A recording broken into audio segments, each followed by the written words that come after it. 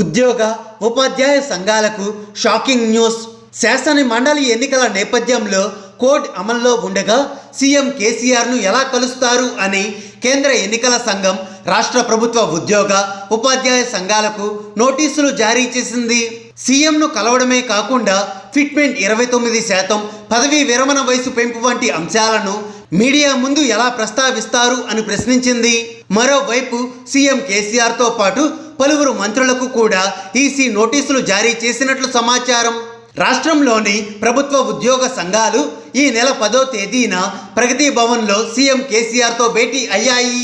అంతేకాకుండా ఫిట్మెంట్ పై సీఎం కేసీఆర్ హామీ ఇచ్చినట్లు ఉద్యోగ సంఘాలు ప్రకటించాయి. ప్రగతి భవన్ బయట మీడియాతో మాట్లాడాయి. మండలి ఎన్నికల నేపథ్యంలో గత నెల 11వ తేదీ నుంచి ఎన్నికల కోడ్ రాష్ట్రంలో అమల్లో ఉన్న విషయం తెలిసిందే. కోడ్ అమల్లో ఉన్నప్పుడు సీఎం కేసీఆర్ను కలవడంపై కేంద్ర ఎన్నికల సంఘానికి కాంగ్రెస్ నేత నిరంజన్ ఫిర్యాదు చేశారు. దీంతో ఉద్యోగ సంఘాల నేతలకు ఈసీ నోటీసులు జారీ చేసింది.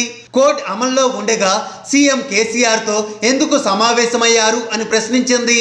టీఎన్జీఓ మాజీ అధ్యక్షుడు కారం రవీందర్ రెడ్డి, సచివాలయం ఉద్యోగుల సంఘం అధ్యక్షుడు నరేందర్ రావు, టీఎన్జీఓ అధ్యక్షుడు మామిళ్ళ రాజేందర్, టీజీఓ అధ్యక్షురాలు మమత, టీజీఓ ప్రధాన కార్యదర్శి సత్యనారాయణ, పీఆర్టీయూ అధ్యక్ష కార్యదర్శకులు శ్రీపాల్ రెడ్డి, కమలాకర్ రావుకు షోకాజ్ నోటీసులు జారీ అయ్యాయి.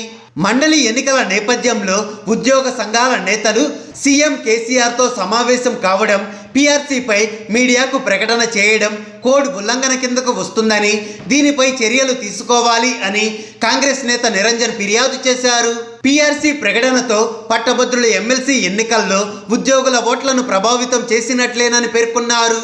కాగా కేంద్ర ఎన్నికల సంఘం నుంచి సీఎం కేసీఆర్తో పాటు మంత్రులు కేటీఆర్, నిరంజన్ రెడ్డి, శ్రీనివాస్ గౌడ్కు కూడా నోటీసులు జారీ అయినట్లు తెలుస్తోంది. ఉద్యోగ సంఘాలతో సీఎం కేసీఆర్ సమావేశం కాగా మంత్రి కేటీఆర్ ఎడ్యుకేషనల్ ఇన్స్టిట్యూట్ ఉపాధ్యాయ సంఘాలతో సమావేశమయ్యారు.